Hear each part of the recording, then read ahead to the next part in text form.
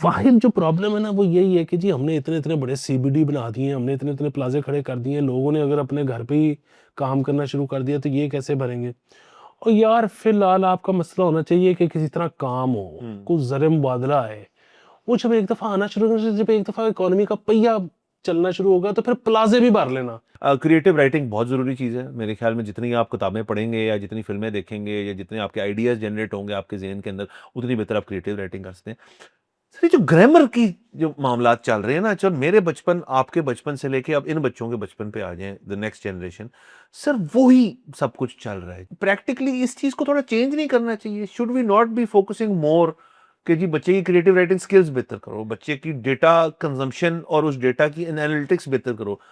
अभी तक सर वही चल रहा है। मुझे तो इसकी समझ नहीं आती कि इसकी इसकी यूटिलिटी क्या है। मुझे ये लगता है कभी-कभी कि ये जो कपल्स थेरेपी है ना, ये होती होगी इफेक्टिव लेकिन मुश्किल लगता है मुझे। उसकी वजह ये है कि एक बेगम और हस्बैंड में जो मसाइल चल रहे हैं, वो बंद कमरे में जिसमें तीसरा कोई बंदा ही नहीं है, वो वो एक दूसरे के साथ सच नहीं बोल रहे। अब कमरे में एक तीसरा बंदा भी आ गया, कैसे हो सकता है कि वो सच बोले? अस्सलाम वालेकुम, मुस्बित शो में बहुत बहुत खुश आमदीद। मैं हूं असल निज़ामी, मेरे साथ हैं अलीफ साहब। शो को लाइक शेयर करें, चैनल सब्सक्राइब का। सर कैसे हैं? सर आपको मैं बहुत बड़ी टिप देने लगा हूं आज। Sir bring it on. वो ये है कि अगर आपने बाहर से फ़ोन मंगवाया है या आ गया है व्हाटएवर और आपका इरादा है उसको इस्तेमाल करने का, तो आपने उसका वो जो 2 महीने ग्रेस पीरियड होता है वो ख़त्म होने से पहले पेटीएम टैक्स दे देना है। उसकी वजह ये है कि अगर उसको 2 महीने से ऊपर हो गए और वो बंद हो गया, तो फिर जब आप अपना या किसी का पासपोर्ट यूज़ करेंगे, तो उनका सिस्टम पकड़ लेता है कि फ़ोन तो इस बंदे के साथ नहीं आया, फ़ोन तो क्योंकि 2 महीने से चल रहा था। तो वो जो आपको पासपोर्ट के ऊपर कम टैक्स देना पड़ता है किसी भी पासपोर्ट पे जो कि 2 महीने से कम में जिसने ट्रैवल किया हो, वो बेनिफिट आपको नहीं मिलता। और वो बेनिफिट मतलब बहुत बड़ा बेनिफिट है। तो वो आप सर मैं तो बड़े लोगों को अभी जानता हूं जिन्होंने लिया आईफोन 17 या सैमसंग का जो लेटेस्ट एस सीरीज 26 S20, और वो फ़ोन उनके हाथ में होते हैं। लेकिन आप उनको जब कॉल करें तो वो किसी और फ़ोन से उठाते हैं, और व्हाट्सएप वगैरह उनका उस पे चलता है और सारी सोशल्स वगैरह उस पे चलाते हैं। तो ये भी एक नया वे ऑफ लाइफ है सर, कि आपने अगर फ़ोन दिखाना है यार कि मैं ले ले सकता हूँ महंगा, लेकिन टैक्स के पैसे नहीं है मेरे पास, तो सर ये कितनी ज़बरदस्त चीप किस्म की बात है सर, कि मैं टैक्स जो है वो नहीं दूंगा क्योंकि मैं टैक्स के हक में नहीं हूँ। तो ये एक प्रोटेस्ट भी है, ये सेविंग भी है। इसमें किसी के ऊपर आप, जैसे मैं कह रहा हूँ कि वो चीप आदमी कह ही नहीं सकते आप उसको। वो बंदे ने लिया 6 लाख रुपए का फोन, वो नहीं दे सकता लाख 1.5 लाख रुपए टैक्स? बिल्कुल दे सकता है। वो बंदा सर प्रिंसिपल स्टांस इख्तियार किया उस शख्स ने कि मैं इस हुकूमत को टैक्स नहीं देना चाहता। सर मैं उस बंदे को रिस्पेक्ट करता हूँ कि सर वो इतनी ख्वारी कार्ड है। सर उसमें ना एक और दूसरी बड़ी स्टेटमेंट भी है कि वो इधर ना कि जी अब आपने पीटीए रजिस्टर करा लिया ना तो अब आपका फ़ोन जो है ना वो सेफ नहीं रहा, अब वो जो है ना इनक्रिप्टेड नहीं रहा। वाह वाह। तो हम तो बहुत क्योंकि ऐसा काम करते हैं जो कि इनक्रिप्शन बड़ी ज़रूरी है, तो हमने अपना फ़ोन जो है ना वो कहीं पे रजिस्टर ही नहीं करवाया हुआ। तो ये भी बड़ा एक्स आता है कि जी आप बहुत तोप चीज़ हो। बेचते आप तारे ही होंगे। तीसरी और आखिरी चीज़ इसमें ये है कि सर वो टैक्स थोड़ा नहीं है, मतलब आपने आईफोन 17 प्रो मैक्स की बात की, सो आईफोन 17 प्रो मैक्स जो है उसका टैक्स पासपोर्ट के ऊपर मेरे ख्याल में 1,93,000 है और सीएनआईसी के ऊपर 2,25,000 है। अब 2,25,000 या चले 1,93,000 में बड़ा डिसेंट सेकंड फोन आता है। सर आईफोन ही आ जाएगा सर 15-16 टाइप या 14-15 इजी आ जाएगा। लांस भाई सर ये नए फोनों के ऊपर मैं तो इस चीज में मानता ही नहीं सर कि आपको latest of the latest phone लेना है। सर वो एक तो दिखावा है, उसकी एस्पेक्ट है, कोई ऐसी चीज नहीं आपको मिल रही उसके अंदर। हाँ, अगर आप सर प्रोफेशनल वीडियोग्राफर हैं और आपने उस 3 लाख रुपए का फोन आपके पास है और आपके नए कैमरे सेटअप के ऊपर 6 लाख रुपए जो है उसका है, लेकिन आप जो आउटपुट दे रहे हैं उससे उससे आप 3 लाख रुपए 2 महीने में कमा लेंगे, फिर तो सेंस बनती है। ऐसे कितने लोग होंगे? बाकी तो सर शो है सिर्फ। कैमरे के अलावा कुछ भी नहीं है, क्योंकि अगर आप बात करो गेमिंग की तो भाईजान प्ले स्टेशन से बेहतर गेमिंग तो नहीं हो सकती ना। नहीं ऑफ कोर्स नॉट फ़ोन पे। हाँ मुझे तो समझ ही नहीं आती सर कि फ़ोन के ऊपर कितनी वो गेम खेली जा सकती है। मतलब लोग यहाँ तो सर आप और मैं अपनी बैटरियाँ बचा रहे होते हैं कि ये कर दो वो कर दो। यहाँ पे जब गेम खेलनी है तो इट मेक्स नो सेंस मेरे ख्याल में। एक अगर आपकी ज़रूरत नहीं है, ये पैसे ज़ाया नहीं करने चाहिए आपको। इन पैसों को आपको इन्वेस्ट करना चाहिए कहीं पे, आप ताकि आगे जाके कुछ से और कमाएँ, पैसे से पैसा कमाएँ। ये क्या बात है जी कि मैं आज सुबह उठा फ़ी सेंटर गया, मैंने डैड को कहा या चले मैं खुद भी रखता हूँ, मैंने पहले 6 लाख रुपए का फ़ोन लिया, फिर उसमें मैंने 2 लाख रुपए टैक्स पे, 8 लाख रुपए, मतलब 2 लाख शाय ऑफ अ मिलियन रुपीज़ का फ़ोन चल रहा है यहाँ पे। वो ऐसी चीज़ है जो अगर खुदा ना खास्ता गिर जाए तो वो टूट जाएगी। तो ये तो कोई बात नहीं हुई सर। हाँ जी, 3 साल तो वैसे ही नहीं फ़ोन चेंज करना चाहिए, टूटे ना तो। हाँ। उसकी वजह ये है कि ये तो सारी कंपनियाँ खुद भी कहती हैं कि मतलब इतना का तो हम फ़ोन बनाते हैं कि उसको 3 साल कुछ ना हो। हाँ। तो 3 साल से पहले चेंज करना तो बहुत मेरे ख़्याल में हाँ सर देखिए वो देखिए गैर कि जो ज़रूरी है। ये है, जैसे ये 14 है या 15 है, अब जो ये मैंने यूज़ लिया, मैंने अपना पिछला बेचा, थोड़े से पैसे डाले और मैंने ये ले लिया क्योंकि इसकी बैटरी बेहतर है। मतलब इस बैटरी 90% प्लस है इसकी, उसकी बैटरी 70% तक हो गई थी, मैंने वो 3 साल फ़ोन चलाया। अब देखने में ये और वो फ़ोन के अंदर कोई बता नहीं सकता, मतलब मुझे खुद नहीं पता ये कौन-सा वाला है और कोई देख के नहीं बता सकता। सिर्फ़ अब ये सयाने हो गए हैं सर, इन्होंने किया ये कि यार अब ना लोगों को एक डिफरेंशिएशन दिखाओ। जैसे इस ये पढ़ाओ और 17 पढ़ाओ तो फ़र्क समझ आ जाता है आपको और फिर आप बंदे को जज कर लेते हैं कि इसके बाद कितना महँगा फ़ोन है।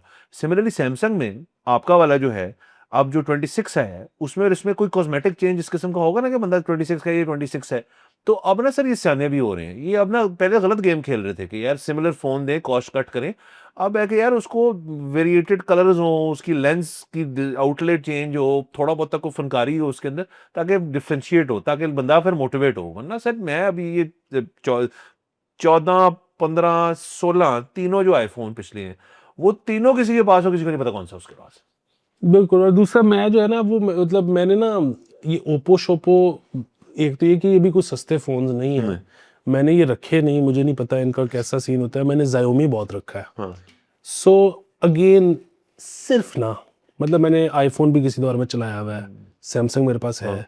मैंने Xiaomi 2-3 साल इस्तेमाल किया। मुझे सॉफ्टवेयर का फ़र्क लगता है बहुत ज़्यादा कि उसमें ना नोटिफ़िकेशन बार-बार नज़र आए जाते हैं, आए जाते हैं। अच्छा वैसे अब मुझे किसी ने बताया है कि उन्होंने उसका हल निकाल दिया है कि अब आप हर ऐप के अंदर सेटिंग में जाके तो उसको ये बता दो कि यार मुझे ये एक दफ़ा जो नोटिफ़िकेशन दिखा दी है दोबारा ना दिखाना। हाँ। तो वो उसका हल अब निकल आया है। वरना पहले बड़ी तंगी होती थी, जो आप उससे शिफ्ट होते थे ना सैमसंग या एप्पल पे, तो आप कहते थे कि यार बड़ा। बाकी सर हर फ़ोन तकरीबन एक जैसा है और कैमरा भी आपस की बात है कि बस थोड़ा है फ़र्क। लेकिन आपने अगर कोई फैशन फ़ोटोग्राफ़ी नहीं ना करनी तो कोई इश्यू नहीं। को बहुत मेजर फ़र्क नहीं है। अच्छा देखिए बंदे ने फ़ोन के साथ क्या करना होता है, उसमें गाने सुनने होते हैं, फ़ोन लेना होता है, रीलें ही फ़ोन देखनी होती है वापस उसमें। करना और रीलें सुननी होती है, इंस्टाग्रामिंग थोड़ी करनी होती है। That's about it. वो बेसिक फ़ोन हैंडल कर लेगा। बाकी सारा एलिमेंट शोशाक है। तो बाकी हम गिलानी साहब की जो वो करना चाह रहे हैं, हम उसको फुली और होली सपोर्ट करते हैं। वो काफ़ी आगे तक पहुँच गए हैं और जो उन्होंने मुद्दा टेक अप किया है, वो वाक़ई में अगर आप उसकी उसकी उसकी बिल्कुल बुनियाद पे जाएँ ना, तो वो ये ठीक कह रहे हैं कि जी सारे फ़ोन जो हैं, वो लग्ज़री हो या आम फ़ोन हो, इन पे टैक्स इतना होना नहीं चाहिए। ख़ास तौर पे स्मार्टफ़ोन जो है वो हर बंदे की ज़रूरत है अब। तो वो अगर उनका व्यू पॉइंट चूँकि ये है, तो हम इसको अप्रिशिएट करते हैं। वैसे अगर वो इसलिए कर रहे हैं कि ताकि यार मेरे दोस्त यार जो है एक दफ़ा सस्ता फ़ोन मैं उनको बता दूँगा ले लें, ऐसी बात नहीं है। वो बड़े अपने दिल से ये चीज़ कर रहे हैं और ये अच्छी चीज़ है। ऐसे ऐसे बिल्स जो हैं मैं बड़ा अप्रिशिएट करता हूँ कि कोई शख्स सोच रहा है अवाम की भी इसके। बिल्कुल। आगे चलते हैं सर। सर ट्रैफ़िक की खबरें सर ख़त्म नहीं हो रही सर। हमने पिछले 2 एपिसोड्स में हमने बहुत बातें की हैं ट्रैफ़िक के बारे में। तो सर क्योंकि ये ना एक पंजाब गवर्नमेंट को ने कभी इसके ऊपर ना इतना फ़ोकस था ही नहीं जितना इस गवर्नमेंट ने फ़ोकस किया ट्रैफ़िक के ऊपर। सर खबर ये कि सर ट्रैफ़िक वार्डन्स की सर नफ़सियाती चेकअप सर होगा। सर बेसिकली माहिरीन नफ़सियात वार्डन्स के सर जो है जायज़ा लेंगे उनका अवामी दबाव अगर उनके उनके ऊपर किसी किस्म का है, सर उनके रोज़मर्रा की बहस का तरीक़ाकार क्या है उनका। और सर इससे वो बेसिकली एक उसका ना एक तज्ज़िया ऐसा किया जाएगा कि ये बंदा जो है ये मेंटली स्टेबल है नहीं और ज़हनी बर्दाश्त इसमें कितनी है और अगर नहीं है तो उसके लिए क्या किया जा सकता है कि बंदा जो है वो ज़हनी तौर पे बर्दाश्त कर सके। तो सर इसके ऊपर सिर्फ ये है कि बिल्कुल सब कुछ ठीक है, लेकिन अगर आप किसी नफ्सियाती तौर पे जो बिल्कुल साउंड एक शख्स हो जिस ज़िंदगी में आज तक किसी के ऊपर चीखो पुकारने की, तो सर अगर उसको आप जुलाई के महीने में सड़क पे खड़ा कर देंगे ना, तो उसकी नफ्सियात जो है वो थोड़ी सी हिलेंगे। तो आप इस चीज़ को ठीक करें कि उनके ऊपर जो एक मौसमी दबाव आता है ट्रैफिक वार्डन्स के ऊपर, उसको देखें। देखिए पंजाब पुलिस के ऊपर भी आता है, लेकिन पंजाब पुलिस का आप इस तरह से नहीं देखते कि जी बस खड़े हैं, एक बीट है, एक शिफ्ट है, उनके ऊपर खड़े हैं, गर्मी जो सर्दी हो। तो ये देखना आपको चाहिए कि उनकी टाइमिंग्स इस तरह से आप करें कि उस बंदे को एक ना, अगर वो 1 घंटा वो 42 में खड़ा हो गया है, तो उसको 2 घंटे चाहिए किसी एसी नुमा जगह पे या ठंडी जगह पे, किसी साए में जहाँ पे वो रिहाइड्रेट हो, फिर शख्स वापस ड्यूटी पे जाए। तो नफसियाती मुआयने ज़रूर करें, तो इसके ऊपर भी तवज्जो दें। जी जी बिल्कुल, उन्होंने यही कहा कि अवामी दबाव और बाकी चीज़ों की से ये करवाना पड़ रहा है। उसमें ये भी है कि वार्डन्स के अहले खाना के साथ ताल्लुकात का भी जायज़ा लिया जाएगा। वाह, तो नफ्सियाती रिपोर्ट्स की बुनियाद पर इस्लाही वर्ड इक़दामात होंगे। तो वो तो सर इधर मतलब नॉन वार्डन्स जो धूप में नहीं भी खड़ा होता है, वो घर वालों के साथ ताल्लुकात तो उसके भी नहीं ठीक। तो यहाँ पे बड़ा मुश्किल है। फिर खैर इनका तो एक बहुत बड़ा और भी रौला है, और वो ये है कि जो ये नई ट्रैफिक पुलिस है, ये जब बनी थी तो जाहिर है पूरे पंजाब से लोगों ने अप्लाई किया था, वो भर्ती हुए थे, उनको कहा गया था कि जी ये जो है वो हर जगह पे यही होगा, और आपको हम इवेंचुअली हम लाहौर से पायलट प्रोजेक्ट शुरू कर रहे हैं, इवेंचुअली आपको अपने अपने इलाके में पोस्ट कर देंगे।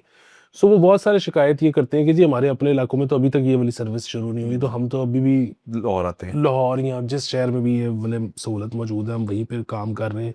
तो फिर प्रदेश में रहने वाले पैसे नहीं है, मतलब अपने शहर में तो बंदा बहुत कम पैसों में रह लेता है ना, कि घर है, ये है, वो है, रिश्तेदार, दोस्त। तो ये उनका मसला चल रहा है। और बाकी अब देखें आहिस्ता आहिस्ता जो है ना, दुनिया बड़ी बदल रही है। वो आपने जिस तरह से कहा ना कि 2 घंटे धूप में खड़े हुए हैं, तो उसके बाद फिर अब शेड में। अब तो आप देखें ना, जितने कैमरे लग गए हैं, आपको तो बेसिकली कैमरों की मॉनिटरिंग के लिए बंदे चाहिए एसी वाले कमरे में। अच्छा, और वो भी उसमें भी अब एआई इस तरह से आ गया है कि वो आपको हर वक्त मॉनिटर्स देखने की भी जरूरत नहीं है। जब फ्लैग हो तो आपने बस वही स्क्रीन खोल के देखनी है कि अच्छा क्या हुआ है। तो अब गोइंग फॉरवर्ड तो अब जाहिर है पाकिस्तान में, जिस तरह हमने कल जिक्र किया कि वो अभी तक नक्शे ऑनलाइन अप्रूव नहीं होते, तो पाकिस्तान में चेंजेस आते आते बड़ा टाइम लग जाता है, लेकिन इवेंचुअली तो मतलब हमें शायद इतनी बड़ी ट्रैफिक पुलिस की जरूरत भी ना रहे। और आहिस्ता आहिस्ता बिल्कुल डायनेमिक्स ही बदल जाएंगे सर। मतलब कल मुझे अच्छी तरह याद है, कल हमारी एक मीटिंग थी और हम उसमें बैठे हुए थे। एक प्रोजेक्ट, काफ़ी बड़ा प्रोजेक्ट था, और वो उसमें हम डिस्कस कर रहे थे कि हमने अपने एक दोस्त को अकोमोडेट करना था, और हम बैठ के सोचते थे कि यार इसे कराएंगे क्या। तो कुछ मिले ही नहीं हमें, और वो मतलब हमने कर लिया एडजस्ट, लेकिन अब तो ये समझ नहीं आती किसी प्रोजेक्ट में कि इसमें मैं क्या करूँ। क्या करूँ? विजन है आपका। विजन ही रह गया सर। विजन रह गया। उसके बाद तो ये है, खोले चैट जीपीटी। सर एक तो देखिए इसके अंदर जो ये वाली बात है ना कि उनके घर वालों का भी ताल्लुकात का जायजा लिया जाएगा, ये बहुत अच्छी बात है सर। मेरे ख्याल में सर ये सहूलत जो है ना, ये सबके पास होनी चाहिए कि देखिए घर वालों के साथ आपके मतलब, और मैं ये नहीं कह रहा सिर्फ आपके अपनी बेगम के साथ, मेनली तो कोई हो सकता है मसला, लेकिन और भी आपके घर बड़े भाई, छोटे भाई, कजन चजन, जॉइंट सिस्टम, मॉम डैड, हर किसी के साथ कुछ भी हो सकता है, सब इंसान है। लेकिन सर वो घर पे जब रहती है ना बात, तो आप ड्यूटी पे जाते हैं और वहां पे ना आपके बहुत कम लोग होते हैं, उनके पास एक कैपेसिटी होती है, यार घर पे छोड़ आया हूँ मैं सारा कुछ, अब मैं ड्यूटी पे हूँ।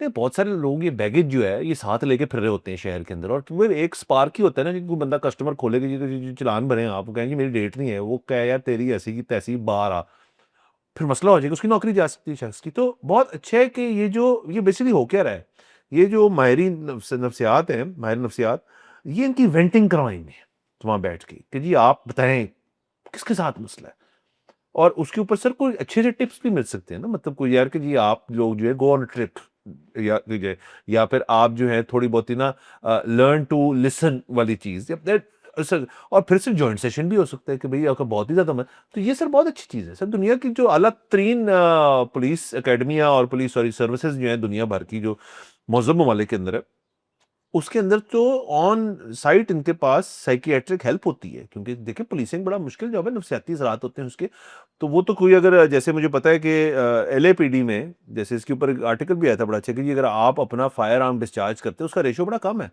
बहुत पुलिस वाले होते हैं उन्होंने कभी वेपन नहीं चलाया होता और आप चलाएं और किसी मुजरिम को मार दें, आपने कत्ल किया है किसी का लेकिन आपके ऊपर कोई इल्जाम नहीं है, तो यूनियन वाला बंदा आता है सबसे पहले, फिर वकील आता है और फिर माहिर नफ्सियात, तीनों बैठ के आपकी काउंसलिंग करते हैं, फिर आपके टेस्ट होते हैं, you are off duty for a month 2 months और फिर आपको वापस ऑन फील्ड जाने दिया करते हैं। तो सर आप लेवल देख रहे हैं फिर क्या, तो ये अच्छी चीज है, मैं इसको वेलकम करता हूँ, इतनी बुरी चीज नहीं है। हाँ जी, वो तो बिल्कुल ठीक है। जो वैसे जनरली जो है ना, और मैं देखें दुनिया में मतलब एक दौर में इसको जो है ना मसला समझा जाता था साइकेट्रिक हेल्प लेने को। अब तो ये कूल चीज़ है, अब तो इसको अच्छा समझा जाता है। श्रिंकिंग चल रही है। हाँ, अब तो मतलब अच्छी ऑर्गेनाइजेशंस वो होती हैं जो कि रेगुलरली अपने एम्प्लॉयज़ को ये मौके फराहम करती हैं कि वो सारा कुछ बिल्कुल। कर लें। लेकिन फिर भी मैं वैसे जो है ना, मुझे ये लगता है कभी-कभी कि ये जो कपल्स थेरेपी है ना, ये होती होगी इफेक्टिव, लेकिन मुश्किल लगता है मुझे। मैं जब इसके बारे में सोचता हूँ ना तो मुझे मुश्किल लगता है। उसकी एक वजह है, उसकी वजह ये है कि एक बेगम और हस्बैंड में जो मसाइल चल रहे हैं, वो बंद कमरे में जिसमें तीसरा कोई बंदा ही नहीं है, वो वो एक दूसरे के साथ सच नहीं बोल रहे।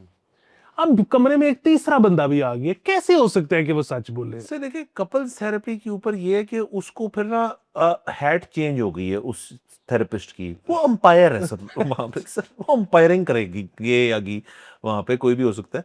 तो सर वो बेसिकली ये है कि देखो जी मैं बताती हूँ कि इसने क्या किया अच्छा जी अब बताएं इसके ऊपर आपका क्या रिएक्शन पता कहेगा मैं तो एज किया ही नहीं सी।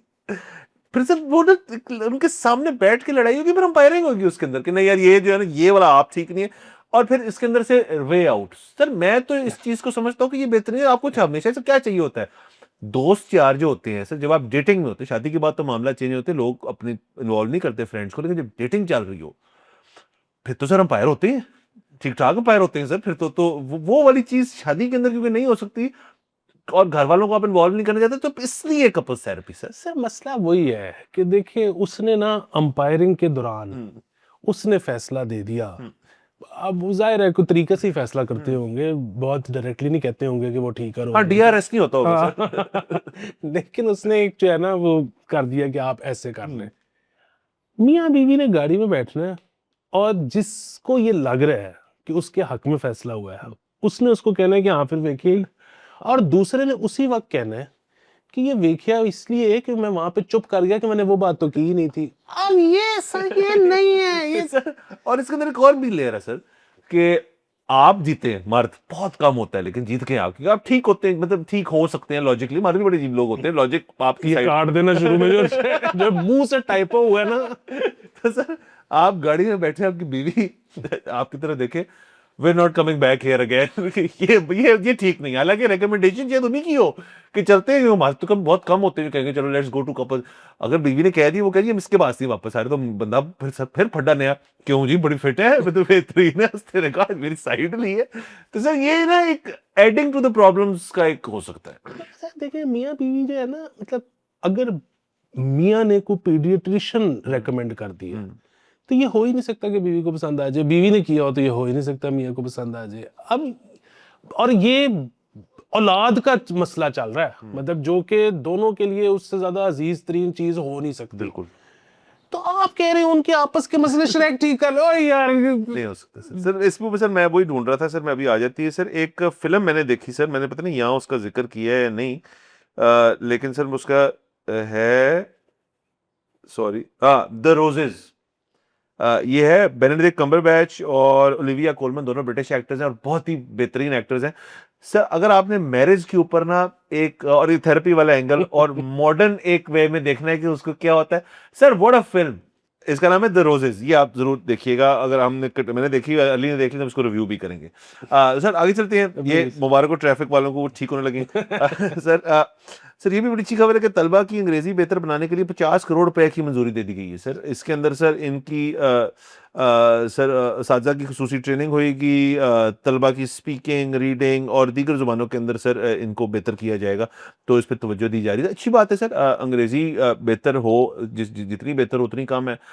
दुनिया के साथ अगर आपने इंटरेक्ट करना है तो अगर आपकी अंग्रेज़ी जो है वो अच्छी है तो आपके आधे से ज़्यादा मसले तो हल हो गए। उसके बाद तो आपका फिर वो आ जाता है ना, दूसरा लैंग्वेज वाला तो ख़त्म हो गया। फिर आपकी ज़हानत है कि जी आप कितना समझते हैं एक सब्जेक्ट को, एक टॉपिक को, उसको कम्युनिकेट कर सकते हैं आप। तो ये अच्छा अमल है, करना चाहिए इसको, और पंजाब गवर्नमेंट ही कर रही है इस चीज़ को, तो आई थिंक ये अच्छी चीज़ है, इसको सराहना सर चाहिए। ये मेरे ख्याल में भी बहुत अच्छी चीज़ है। उसकी वजह ये है कि हमें तो नहीं पता कि फ्यूचर में किस चीज़ की ज़रूरत होगी, तो हम तो अभी जो कुछ, क्योंकि फ्यूचर इतनी तेज़ी से बदल रहा है कि हम अब उसको ना प्रिडिक्ट ही नहीं कर पा रहे, तो हम जो फैसले कर रहे हैं ना आज की तारीख में, हम्म, वो जो फैसला हम आज की बुनियाद पे कर रहे हैं वो अच्छा है, और जो हम माजी की बुनियाद पे कर रहे हैं वो बुरा है मेरी नज़र में। अच्छा, आज की बुनियाद पे ना ये फैसला बिल्कुल ठीक है, फ्यूचर में काम आए ना आए, दुनिया के साथ कम्युनिकेशन तो छोड़ ही दें। हम्म, अब तो बात ये है कि आपने एआई के साथ कम्युनिकेशन करनी है, और वैसे तो वही बात कि ये बच्चे जो हैं आज से 20 साल बाद शायद वो रोमन उर्दू में ही कोडिंग कर रहे होंगे, लेकिन आज की तारीख में आपने प्रॉम्प्ट डालना है तो अंग्रेजी में डालोगे तो उसको बेहतर समझ आ जाएगा, ठीक है, या कोडिंग शोडिंग होगी तो वो थोड़ी सी वो उसका कोई अंग्रेजी का आंसर उसके अंदर होगा, तो वो शायद ज़्यादा इफेक्टिव होगी, तो इस लिहाज से ये ठीक है। जी। बाकी और हम तो हमेशा से कहते हैं कि स्कूलों में काम ही सिर्फ लैंग्वेजेस पे होना चाहिए, और अब बल्कि जिस तरह से दौर नज़र आ रहा है, हमारे जो प्राइवेट स्कूल्स हैं जो कि हज़ारों रुपया फ़ीस लेते हैं, उनको अब चाइनीज़ भी इंट्रोड्यूस करानी चाहिए स्कूलों के अंदर। और फ्यूचर बहुत अनप्रिडिक्टेबल है, तो इसमें यही है कि लैंग्वेज लैंग्वेज ही सीख लो। इक्विप कर दें बच्चों को सर। हाँ। इसके अंदर मेरा सिर्फ ये है कि चले शुक्र है उन्होंने स्पोकन इंग्लिश की ज़्यादा बात की है इसके अंदर, लेकिन ज़ाहिर है और भी चीज़ें इसके अंदर हैं। तो सर मैं बच्चों के एग्ज़ाम चल रहे हैं सबके सर, छोटी क्लास बड़ी क्लास की, तो सर मैंने मेरे बच्चे के भी एग्ज़ाम हो रहे हैं, तो अब उसका अंग्रेज़ी का भी है, उर्दू का भी है। मैंने सर दोनों सब्जेक्ट्स के अंदर जो एक तो देखें ना, कॉम्प्रिहेंशन होता है, तफ़हीम कॉम्प्रिहेंशन उसका पोर्शन होता है, वो एक अच्छी चीज़ है। आपको एक पैसेज के अंदर से पता होना चाहिए कि आप रीडिंग रीडिंग कब काम है ना, रीडिंग करके आपने कितना इनपुट ले लिया और फिर सवाल पूछा तो आपने निकाल लिया उसको, ये अच्छे आगे जाके ज़िंदगी में काम आएगा। क्रिएटिव राइटिंग बहुत ज़रूरी चीज़ है मेरे ख्याल में। जितनी आप किताबें पढ़ेंगे या जितनी फिल्में देखेंगे या जितने आपके आइडियाज़ जनरेट होंगे आपके ज़हन के अंदर, उतनी बेहतर आप क्रिएटिव राइटिंग कर सकते हैं। सर ये जो ग्रामर की जो मामलात चल रहे हैं ना, चल मेरे बचपन आपके बचपन से लेके अब इन बच्चों के बचपन पे आ जाएं, द नेक्स्ट जनरेशन, सर वो ही सब कुछ चल रहा है जिसके अंदर जी जो सिमिली, एडवर्ब, वर्ब, प्रपोजिशन, देरी, सफिक्स, प्रीफिक्स, ये अभी तक सारा चल रहा है जो कि टेक्निकल चीजें हैं। और उसके अलावा उर्दू में भी इसम, मारफा, इसम, नकरा, ये सब। सर मुझे सिर्फ ये बताएं कि ये प्रैक्टिकली इस चीज को थोड़ा चेंज नहीं करना चाहिए? Should we not be focusing more कि जी बच्चे की क्रिएटिव राइटिंग स्किल्स बेहतर करो, बच्चे की डेटा कंजम्पशन और उस डेटा की एनालिटिक्स बेहतर करो। अभी तक सर वही चल रहा है, मुझे तो इसकी समझ नहीं आती कि इसकी इसकी यूटिलिटी क्या है। देखिए अगर आपने किसी को दिखाना है ना आपको अंग्रेजी आती है तो वो स्पोकन से ही बताएगा ना, कोई बंदा ये तो नहीं कहता है दोस्ती करने से पहले कि ऐसे लिख के दो मुझे। तो आपकी स्पोकन लैंग्वेज सर, मेरा अपना ख्याल है कि जितनी किताबें पढ़ेंगे उससे बेहतर होगी, और टीवी से भी आपकी अंग्रेजी बेहतर होती है, प्रोनाउंसिएशन आपकी बेहतर होती है। तो ये इस चीज पे फोकस होना चाहिए। किसी ने आज तक इस तरह से अपनी प्रोनाउंसिएशन नहीं बेहतर की जी कि उसके ऊपर ना ये लफ्ज जो है इसकी बनावट इस किस्म की है तो इसको इस तरह से बोलना है, वो सुन की समझ आती है। हाँ हाँ जी, अब ये जो है ना इस पे कोई एजुकेशनिस्ट बैठ के बताएंगे, वो तो बात आपकी ठीक है कि मतलब जब हम घर में उर्दू बोलते होते थे, और उर्दू पंजाबी, हम्म, और स्कूल में जब हमें ये सारा इसम नकरा इसम मारफा पढ़ाया गया तो मैं तो वो स्किप कर देता था, ना मैंने तब पढ़ा ना मुझे याद है, और मुझे ये पता होता था कि अगर मैं पूरा सेक्शन स्किप भी कर दूं तो मैं जो पेपर अटेम्प्ट करूंगा तो 33 आ जाएंगे, तो मैं उर्दू बी में पास हो जाता था। अच्छा, वो जो अंग्रेजी था उसके अंदर जो है, अब वो जाहिर है वो फॉरेन लैंग्वेज थी, तो उसके अंदर जो है ना वो थोड़ा बहुत समझना पड़ा कि जी वो वर्ब क्या होता है, तो एडजेक्टिव क्या होता है, तो वो पास्ट प्रेजेंट पता नहीं क्या बकवास टेंस, तो वो अच्छा, लेकिन फिर वही बात है कि वो अजीब सा एक रट्टा सा था, जो कि फिर भी बात है मुझे नहीं याद, लेकिन वो जितनी को मैं अंग्रेजी समझता और बोलता हूँ वो तो फिल्में फुल में देख के ही है, और वो कोई इतनी अच्छी अंग्रेजी भी नहीं है, लेकिन बहरहाल अब फॉरेन लैंग्वेज समझाने के लिए, किसी को सिखाने के लिए, क्या ये चीज़ ज़रूरी है या किसी और तरीके से आ सकती है, ये कोई हमें ट्रेंड टीचर प्रोफेशनल नंबर 1 बता सकता है। दूसरा ये कि आपने एक बच्चे को लैंग्वेज सिखानी है, जिस तरह से आप कह रहे हैं कि वो अपनी बात समझा सके, दूसरे की बात समझ सके, वो चाहे लिखने में हो, चाहे बोलने में हो, चाहे किसी भी चीज़ में हो। और सो जिस बंदे ने तो उर्दू, अंग्रेजी या जापानी किसी भी चीज़ का उस्ताद बनना है, उसने उसका प्रोफेसर बनना है, उसको तो फिर ये सारी चीज़ें पता होनी चाहिए। जिसने वो उस साइड पे नहीं जाना, उसको ये सारी चीज़ें सिखाने का फ़ायदा है, या वो टाइम ज़ाया हो रहा है कि मतलब वो बेसिकली बड़े होके हमारी इतना कह रहे हैं कि मुझे तो याद भी नहीं कि क्या था। तो ये इसके ऊपर बड़ी ज़रूरी है सर बहस। डिबेट, मैं ये हरगिज नहीं कह रहा कि बच्चों को सिखाएं ना, जरूर सिखाएं, लेकिन जो तरीकेकार चल रहा है ना सिखाने का, उसके अंदर कोई जिद्दत आने की जरूरत है कि इसकी एप्लीकेशन सिखाएं उनको। कि भाई देखिए, मुझे भी पता है कि नाउन, वर्ब, एडजेक्टिव, प्रेपोजिशन, ये सारा कुछ जो है, सारा जो भी कंजक्शंस वगैरह सब, ये क्या है, आई हैव एन आइडिया क्या है, लेकिन सर मैं बैक ऑफ माइंड कभी ना कभी डाउनलोड हो गई एक चीज, और उसको मैं अब मुझे को कहना कि ये पैराग्राफ है, इसके अंदर से सारे ये वाले निकाल दो, मुझसे नहीं होगा, क्योंकि वो जरूरत नहीं है ना उस चीज की। बच्चे को उसकी एप्लीकेशन पता होनी चाहिए कि ये क्यों मैं इस चीज सीख रहा हूँ। यहाँ पे सिर्फ यार ये है, जैसे सिनोनिम्स हैं, सिनोनिम्स क्या होते हैं, सिनोनिम्स हैं जी कि एक लफ्ज है उसका मुतबादल अल्फाज है। अब क्या हो रहा है, यहाँ पे ये लिस्ट दे दी है कि ये लिस्ट है लफ्ज की, इनके ये सिनोनिम्स होते हैं। वो तो एक एग्जांपल से बात खत्म हो जानी चाहिए कि भाई सिनोनिम इज ऑल्टरनेटिव उसका जो है, मतलब हैप्पी का है कि जी हैप्पी हूँ, हैप्पियर, सॉरी हैप्पी मतलब नाइस, ये वो जो भी उसके बनते हैं सिनोनिम जो भी है, भाई उसको कॉन्सेप्ट अगर समझ आ गया तो वो आगे जाएगा, सवाल आ जाएगा तो वो बच्चा निकाल लेगा। ये सर रट्टे गोटे वाला सिस्टम जो है ना, इसके अंदर ना बड़ा वक्त जाए। मैं इसके अंदर, आप बिल्कुल ठीक कह रहे हैं कि इसके ऊपर बैठ के ना बड़ी तवील एक डिबेट किसी एजुकेशनिस्ट से होनी पड़ेगी कि हम तो वही चीज कर रहे हैं। सर अब देखो बच्चों के जो ओ लेवल, ए लेवल के पर्चे चल रहे हैं, मैं गुजर चुका हूँ सिस्टम से, मैंने कुछ किताबें वैसे, सर वही मतलब सर कुछ हुआ नहीं दुनिया में सर। जब जब से मैं पढ़ के निकला हूँ इस बात को, मतलब कितने साल हो गए, तकरीबन 20 साल हो गए होंगे, या हाँ 15-20 साल हो गए सर। 20 साल में कुछ चेंज नहीं हुआ, यही है बस। मुझे समझ नहीं आती इस चीज की, I don't understand it. Education के ऊपर मतलब फिर वही बात है कि अब तो शायद अगर कुछ ना हो आज की तारीख में, तो मैं समझ सकता हूँ, क्योंकि हम सारे साइकिल हो गए, हमें नहीं पता अब क्या करना है। लेकिन हाँ, वैसे पिछले 15 सालों में जरूर कुछ ना कुछ होना चाहिए था। हाँ कुछ तो हुआ, दुनिया चेंज तो हुई है ना सर, कंप्यूटर तो आया है ना उसके अंदर कुछ।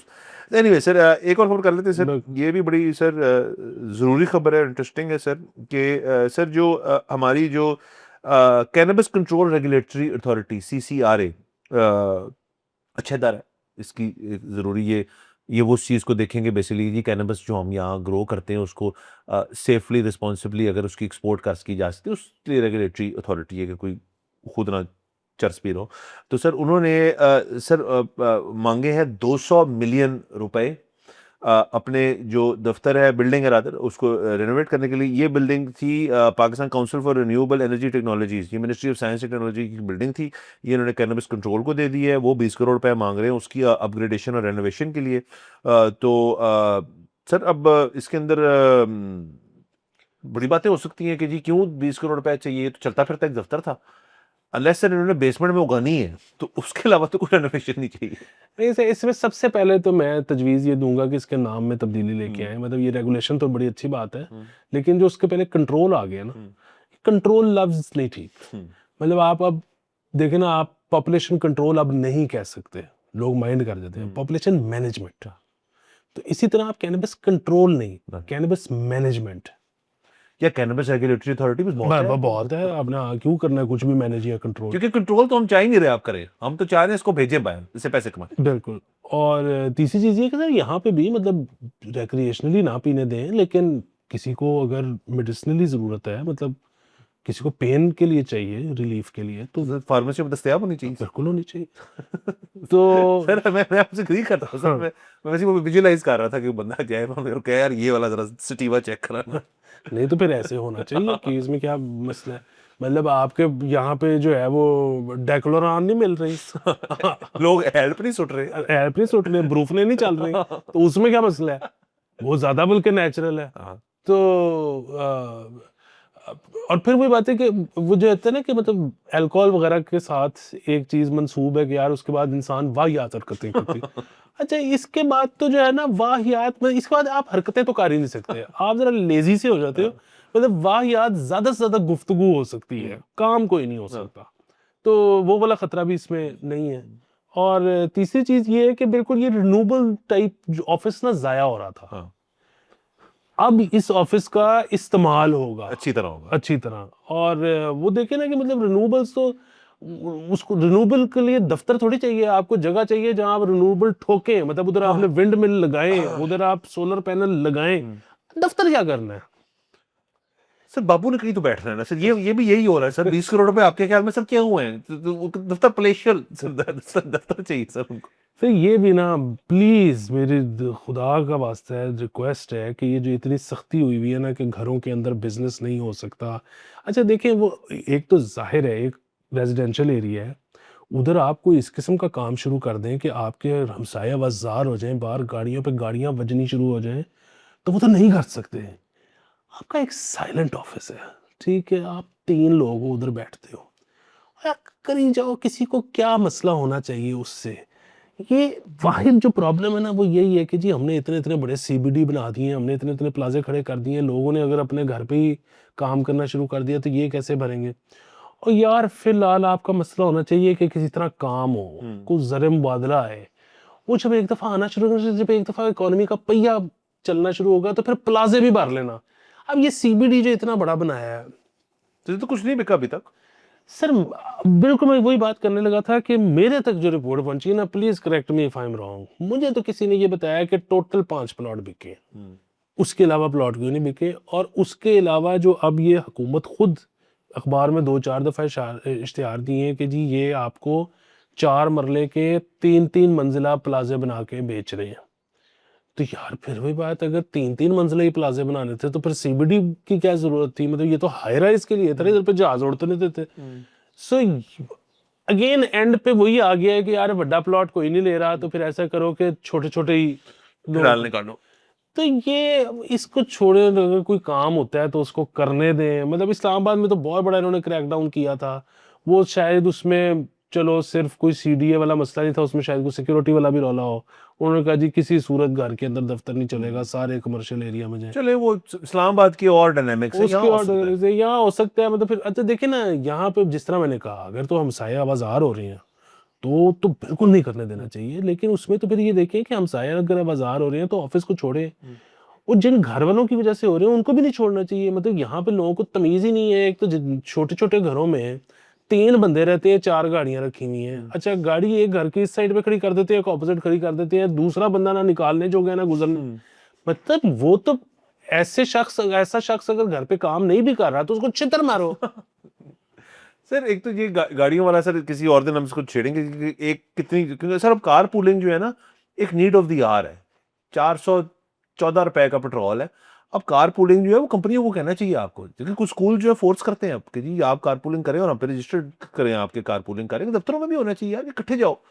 और किसी घर में कभी दफ्तर हो तो हो यार कि तू जा रहा है, तुम पिक करके इन दोनों को भी लेकर आओगे रोज, और फिर हम इसके ऊपर ना तुम्हें पैसे रिइंबर्स करेंगे। इसके ऐसे कोई सिस्टम होना चाहिए ना। और वरना ड्राइवर रख लो ना यार एक, हाँ ये, आपने जो इतनी गाड़ियां रखी हुई हैं। हाँ सर दूसरा मैं सर इस 20 और चले करोड़ मैं कहता हूँ गाड़ियां भी रखें, ड्राइवर भी ना रखें, सारा कुछ। यार आपको इतना समझ नहीं आ रहा कि आपने आमने सामने गाड़ी खड़ी कर दी? सर ये तो देखिए ना, आप फिर अब जा रहे हैं सर लोगों की सर बेसिक ट्रेनिंग के ऊपर। सर तो उसको तो कुछ नहीं कर सकते सर। जिस जिस बंदे को जिस तरह उसको ट्रेन हुआ ना कि अगले बंदे उसके उस पे हैं, तो वो तो सर वो बंदा कभी ठीक नहीं हो सकता, उसको जितनी मर्जी आप नफसियाती मसाइल हल करें।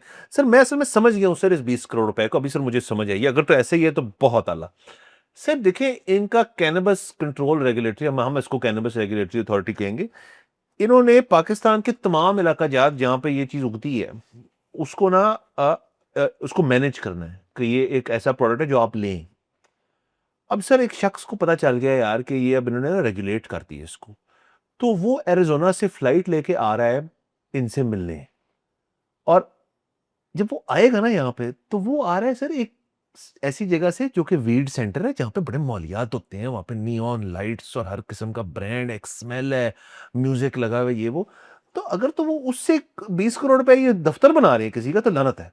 अगर तो ये एक टेस्टिंग सेंटर बना रहे हैं, एक ट्रायल के लिए कि जी कोई शख्स बाहर का पासपोर्ट लेके, यहाँ पे सर बाहर से कोई बंदा आता है वो मर ही पी सकता है ना, कोई कानूनी, तो यहाँ पे आए, वो बैठे, सोफे लगे हों, गाने चल रहे हों, डिम लाइट्स, जो भी मुझे नहीं पता इसके क्या मौलियात होते हैं, लेकिन गूगल इमेजेस के ऊपर निकाल लें किस किस्म के होते हैं जो जहाँ वीड बिकती है, और 20 करोड़ क्या 50 करोड़ रुपया लगाएं और वो एक सेंटर बना दें, और वहां पे यार पासपोर्ट दिखाओ और बाहर से आए हो और सिर्फ बिजनेस के लिए आए हो, तो हम आपको रोल करके देते हैं, आप बैठे, जो डीजी साहब है वो भी बैठ के आपके साथ पिएंगे और आपको इसकी एजुकेट करेंगे, और फिर वो कहे यार कि एक काम करो, I want to go to the source, तो इसके ऊपर है हेलीपैड, वहीं सर इस्लामाबाद से जिधर भी नॉर्थ में, जहां भी आई एम अज्यूमिंग नॉर्थ में होगा, हेलीकॉप्टर में उस बंदे को लेके जाए, वो कहे यार कि तकरीबन कोई $50 मिलियन का तो मैं आपको ना आज ठेका दे रहा हूँ, तो सर इसके लिए अगर पैसे खर्च रहे हैं ना, तो बहुत आला है। अगर आप दफ्तर बना रहे हैं तो आई एम सॉरी,